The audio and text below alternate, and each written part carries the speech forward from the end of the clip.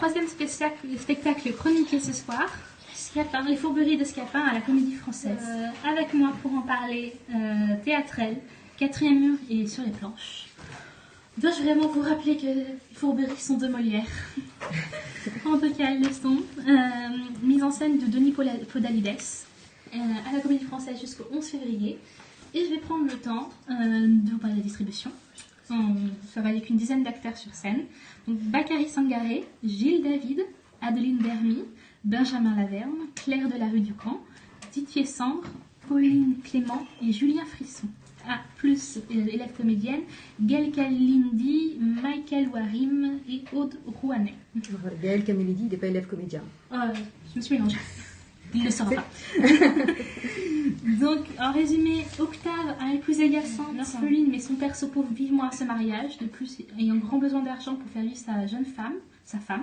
Léandre, lui, est très amoureux de Zerbinette, enlevée par les bohémiens qui exigent une forte rançon. Henri n'a pas de revenus non plus et son père est très avare. Les deux jeunes hommes sont désemparés et demandent de l'aide à Scapin, le valet qui a plus d'un tour dans son sac, qui va donc jouer plus d'un tour à son sac, ses grinches pères. Donc, je vais lire un petit peu de quatrième mur, pas celle autour de la table, mais une autre blogueuse. Plus les fourberies de Scapin dans la Comédie Française, moderne, complexe et aérien, une ode au théâtre à ne pas manquer. Donc, alors moi, je me suis régalée. J'ai trouvé ça vraiment, vraiment sympa, vraiment vif, gai, enjoué. On est dans l'esprit de Molière, dans l'esprit farce, mais en même temps, ça reste hyper naturel, c'est vif, ça coule de source, ça va super vite. Et je trouve que c'est une adaptation qui est très fidèle, mais qui en plus dépoussière un peu la pièce sans complètement la trahir. Et vraiment, je me suis régalée. Je trouve que Benjamin Lavergne est excellent. Alors, c'est son premier grand rôle au français. Et je trouve que ça lui va très très bien. Il s'en sort carrément haut la main. Il est impeccable. Il fait preuve d'une énergie complètement démesurée sur scène. Et en même temps, il est jamais dans l'excès. Toute la distribution est franchement sympa. Moi, je mets une mention à Didier Sandre que j'ai pas du tout reconnu au début. Je me disais, mais où est-ce qu'il est? C'est pas lui. Qui c'est ce type? Didier Sandre qui et il est excellent, il est drôlissime. On se régale. Il est vraiment, vraiment super drôle. Et puis voilà, moi je trouve que c'est un super Molière. Ça marche, c'est gai. La scène du sac. Moi, je trouve que il y a un côté guignol. Parce que là, Benjamin Laverne, il fait vraiment, vraiment participer le public, et ce, assez rapidement. Il fait monter un petit gamin sur scène qui va lui aussi donner des coups de bâton. Le public appelle Géronte, se fait lui-même passer pour les spadassins, pour les légionnaires. Et je trouve que moi, ça m'a rappelé un peu Guignol, en fait, quand on est dans les squares et qu'on dit Guignol. C'est exactement ça, et ça marche. C'est drôle. Parce que la pièce est si connue qu'au final, il n'y a pas de surprise dans un... La mécanique est là, c'est bien, ça marche, c'est hyper bien écrit, c'est respecté. Je pense qu'il a respecté l'esprit des tréteaux, parce que je pense que Molière n'a pas voulu faire passer de message spécifique, contrairement à ses autres pièces. Pourtant, il l'a écrit à la fin de sa vie. Et c'est ça qui est bien, c'est qu'il n'a pas cherché à faire de l'intellect, il n'a pas cherché à faire du visuel sophistiqué. Il a repris l'esprit des tréteaux. Je trouve que fallait oser le faire, parce que sans que ça soit ennuyeux. Donc, il a vraiment forcé sur la farce. Benjamin Laverne donne effectivement beaucoup de lui-même.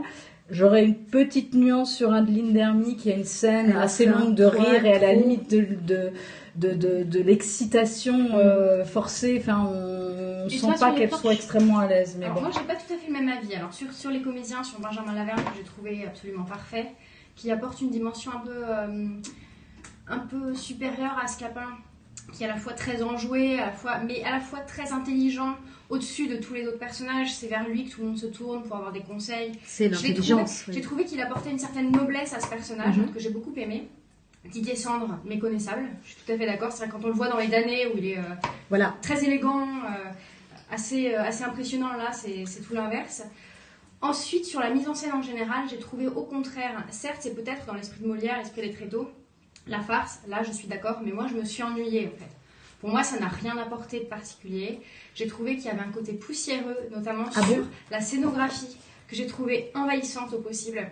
C'est vrai que c'est peut-être l'habitude de voir les spectacles de Eric Ruff et Podalides, enfin le binôme. je trouve qu'au bout d'un moment, c'est vrai qu'on en met plein la vue sur la scénographie, c'est très très beau, mais là, il m'a semblé qu'elle mangeait en fait la moitié de la scène et que les comédiens étaient étouffés en fait par l'ensemble. J'ai pas trouvé ça effectivement. C'est bon, on est dans le port de Naples. Il y a ces grandes palissades et cet échafaudage sur le côté. Mais par exemple, moi je trouve que dans Cyrano, la scénographie là, est complètement envahissante, alors que là, ça bouge pas. Et justement, ça bouge pas, alors que dans Cyrano, il y a une certaine fluidité. Ça bouge carrément. Voilà. Trop. Et là, j'ai trouvé que voilà, on posait effectivement ces 3 palissades, et puis après, les personnages effectivement en faisaient des caisses.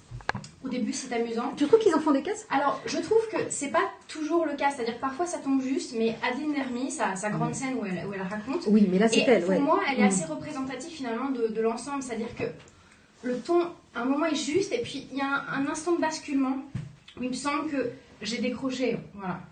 Et donc c'est vrai que j'ai passé un bon moment, mais plus le temps passe, plus j'ai des impressions mitigées qui me reviennent. Et, voilà. Adeline Nermi, c'est vrai qu'elle en fait beaucoup. Et alors, en contraste, moi quand j'y suis allée, c'était Pauline Clément. Elle, en contraste, elle est très effacée, surtout dans la scène où elle apparaît derrière sous son voilage noir. Voilà, du coup, Adeline Nermi, en comparaison, elle est tellement exubérante. Voilà, le contraste est peut-être trop prononcé entre les deux.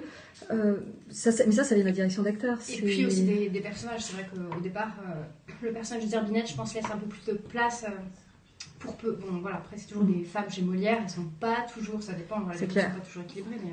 Oui, moi j'ai trouvé ça vraiment dans l'ensemble. C'est un show. Moi, je trouve que c'est un show Laverne, c'est clair. Ah oui, complètement. Moi, j'étais pas hyper. Enfin, c'est un acteur que j'apprécie, mais j'ai jamais été extrêmement fan de son travail.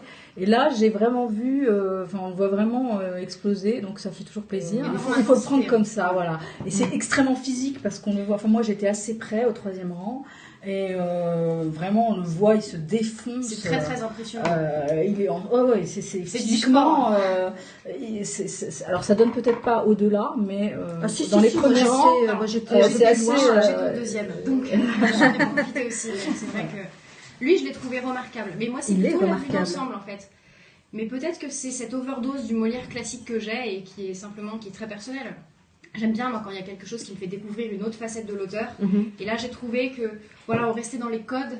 Et ça m'a manqué. C'est la pièce qui veut ça. Les Fourberies, c'est une comédie, c'est une farce, mais c'est tout. C'est pas une grande pièce. C'est une pièce avec une très bonne mécanique. C'est drôle, ça marche, ça va vite, ça fait rire. Mais il faut rien. Enfin, on n'attend rien de plus. Je suis assez d'accord, mais c'est pour ça que j'ai du mal à m'exprimer. C'est vraiment ce que j'ai ressenti.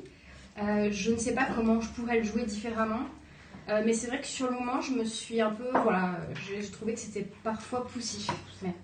Non, mais moi je trouve que c'est bien qu'il ait retrouvé cet esprit et j'en ai parfois un petit peu marre qu'on mette un message de l'intellect partout. Là, ça annonce la couleur, c'est une bonne farce, faut y aller comme ça. Voilà. Il n'y a rien d'autre derrière, faut pas chercher de message. J'ai l'impression que avec cet état d'esprit. Vous le trouvez trop classique quand même, j'ai l'impression. Mais ça marche. Oui. C'est très classique, mais ça marche. Moi, mais que faire d'autre parce que le texte est quand même pas d'une force incroyable. Enfin, voilà. C'est pourquoi la comédie française l'a programmée. C'est quelque chose de comique parce que ça fait partie du travail de Molière et puis c'est un hit. Voilà, c'est un hit. Et puis, moi, j'y suis allée un samedi après-midi, donc il y avait plein d'enfants dans la salle, mais ils étaient tous pliés de rire, ils en pouvaient plus, ils applaudissaient, ils adoraient.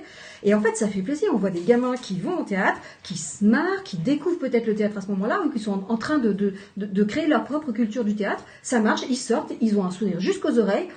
Franchement, Paris réussi, bravo. Que demander de plus. Que demander de plus. Ouais.